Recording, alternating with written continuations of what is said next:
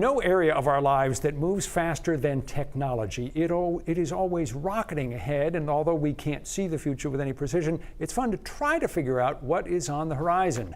With us here on 207, our tech guy, Rich Brooks from Flight New Media in Portland. Thank you for coming in. Good to see you. Great to be here. So you have been giving some thought to this, and what do you see? What is in our future? Yeah, I took out my big crystal ball.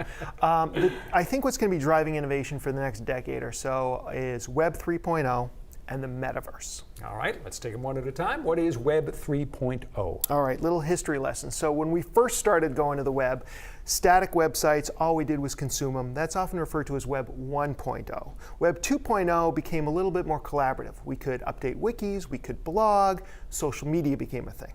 Now we're into this era of Web 3.0, and because it's still evolving, not everybody agrees on what it includes, but the big tenets that seem to be moving Web 3.0 further is AI, or artificial intelligence, the semantic web, which allows computers to understand human language, blockchain, which underpins everything, and then this idea of decentralizing everything and getting away from a central authority.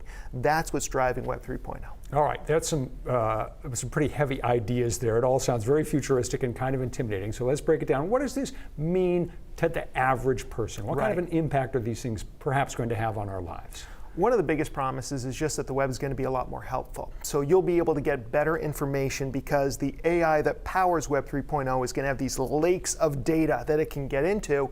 And because of the semantic web, its growing ability for technology to understand human language, we'll be able to ask simpler questions and get better answers. So you might just say, what action movies are playing at the drive-in near me tonight? Or what should I pack for my trip to Houston next week, and be able to get really good answers. So we're already seeing some of that in tools like Siri and Alexa, but that's going to continue to evolve. All right, so that's a trend. Better websites. What else?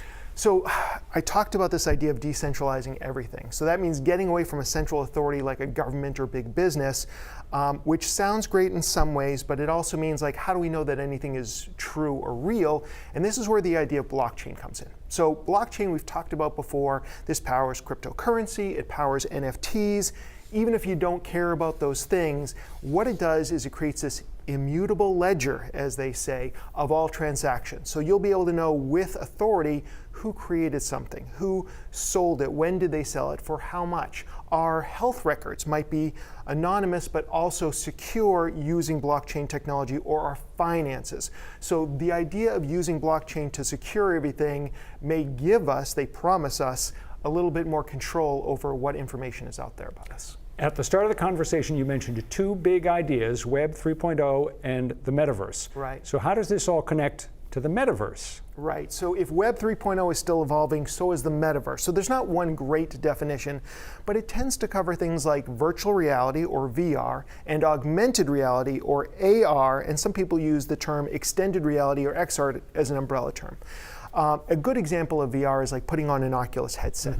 AR might be something like Pokemon Go, or anytime you use your computer, your phone camera, and additional information is laid upon it, like maybe it tells you what stars you're looking at or what plants.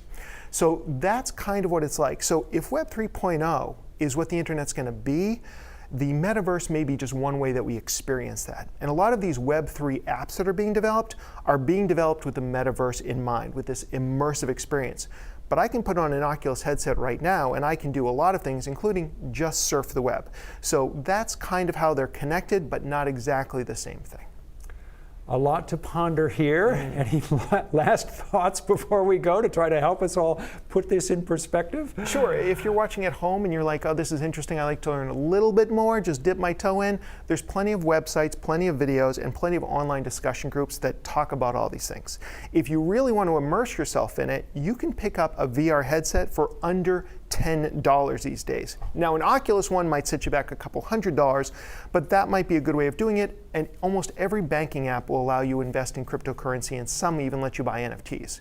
And if you don't want to do any of this stuff, that's totally fine too. It'll probably impact you directly, but there's nothing keeping you from going to the beach today or sitting under a tree and reading a good book. Nature and the world are still out there, as are human beings to just talk to face to face. Absolutely. Rich Brooks, always fun to talk to you face to face. Rich Brooks from Flight New Media. Stick around. We are going to return to 207 right after this.